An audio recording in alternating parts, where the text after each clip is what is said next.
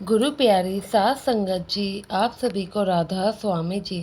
संगत जी, जैसे कि आप सभी जानते हैं, बाबा जी ने हजूर जसदीप सिंह जी को डेरे का अगला उत्तराधिकारी चुना है। भारत सरकार ने हजूर जसदीप सिंह जी गिल के ऊपर एक ऐसा फैसला लिया जिससे कि एक बड़ी बात सामने आई है, जिसे हम आप सबके साथ साझा कर रहे हैं। आप सभी जानते हैं, लास्ट भंडारे के बाद बाबा जी 23 सितंबर को सिंगापुर चले गए थे। उनका वहां पर इलाज चल रहा है। एक सप्ताह बाद जब बाबा जी इंडिया वापस आए, तो आते ही बाबा जी ने एक बहुत ही अच्छा काम किया। आपके लिए बहुत ही अच्छी खबर है, जिसे सुनकर आप सभी हैरान हो जाएंगे।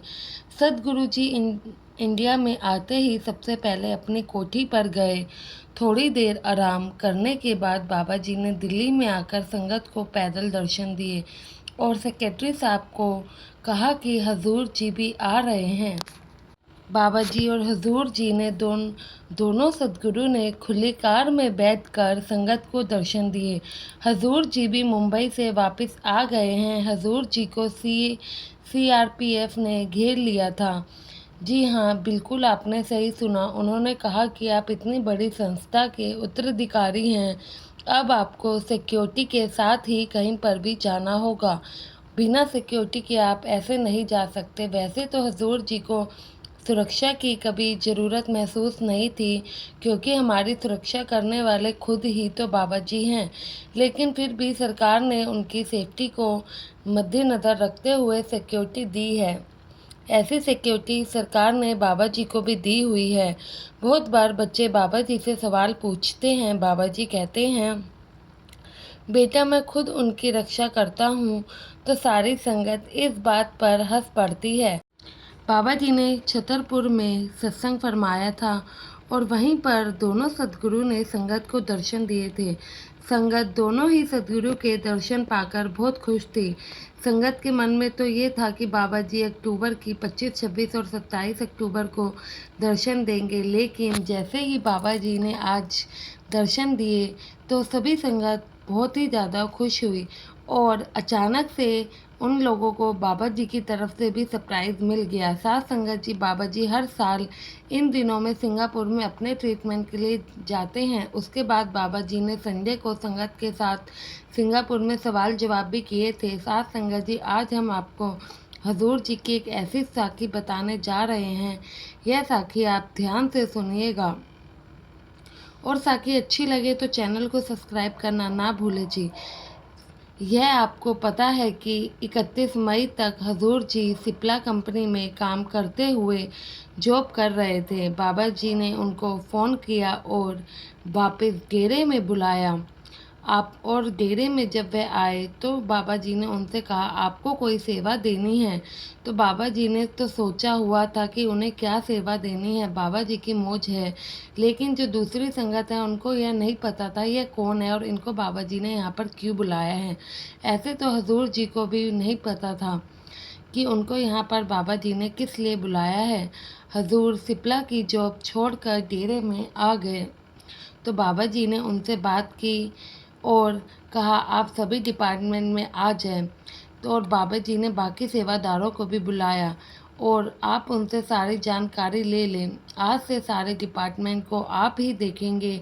हजूर जी ने जब सतगुरु जी के मुंह से यह सुना तो उन्होंने कहा, आप कहना क्या चाहते हैं?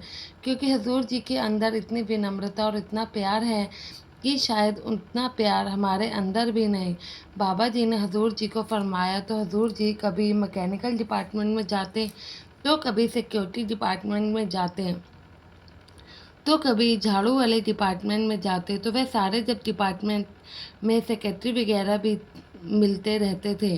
सभी सेवादार कहते थे कि यह बाबा जी के कोई रिश्तेदार है, लेकिन उनको यह नहीं पता था।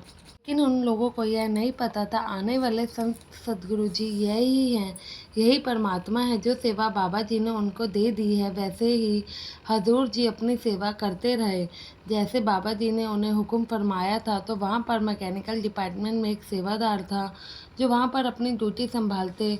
तो वह सेवादार अपने मन में क्या सोचता है था कि यह जो है कोई नया अफसर आया है जो हमारे ऊपर अपना पूरा रोब झाड़ा करेगा। तो यह बात उनके मन में आती रहती थी। वह यही सोचता था, लेकिन जो हुआ उनके पैरों तले ज़मीन ही खिसक गई।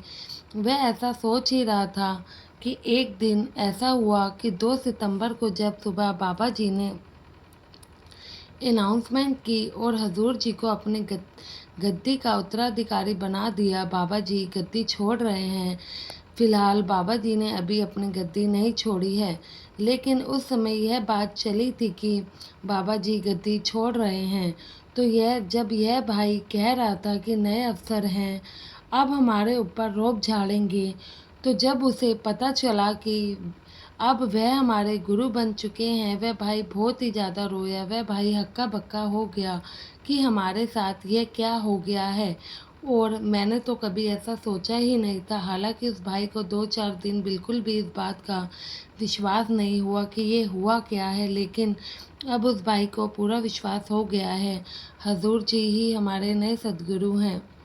अब डेरे का माहौल भी पहले से ज़्यादा नॉर्मल हो चुका है। जब बाबा जी ने यह डिसीज़न लिया था तो 1-1.5 हफ्ता डेरे में काफ़ी हलचल मच गई थी और कई तरीके की अफवाहें भी उड़ रही थी। कोई भी किसी से ढंग से बात नहीं कर रहा था। कोई भी किसी से राधा स्वामी तक नहीं बोल रहा था। संगत ने बाबा जी के 3 भंडारे सुन लिए हैं। सारी संगत को इस बात का यकीन हो चुका है कि बाबा जी हजूर जसदीप सिंह जी को अपने सारे काम धीरे धीरे सिखा रहे हैं। वही हजूर जी को प्लस सिक्योरिटी भी मिली है। अब हजूर जी कहीं पे भी जाया करेंगे, वह सिक्योरिटी के साथ ही जाया करेंगे। तो साथ संगत जी, हमें भी अपने सदगुरु के हुक्म में रहना है। बाबा जी जो करते हैं हमारे भले के लिए ही करते हैं। हमें भी बिल्कुल भी उनके किसी भी फैसले पर सवाल नहीं होना चाहिए, क्योंकि जब हमारे ऊपर इतने बड़े सदगुरु का हाथ है, तो हम क्यों फालतू में टेंशन लेते हैं, या फिर क्यों फालतू में अपना दिमाग लगाते हैं। अगर हमें अपना दिमाग चलाना है तो भजन सिमरन के लिए चलाना चाहिए, क्योंकि जो गुरु होता है वह गुरु ही होता है। हमें कभी भी गुरु के लायक हम नहीं बन सकते हैं। बस आप सबके आगे हाथ जोड़कर यही विनती है कि बाबा जी का सत्संग प्रोग्राम ज़रूर सुनिए और उन पर अपना विश्वास बनाए रखें। जी, गुरु प्यारी साथ संगत जी, आप सभी को राधा स्वामी जी। संगत जी कमेंट में राधा स्वामी करना ना भूले और संगत के इस चैनल को सब्सक्राइब करना ना भूले जी।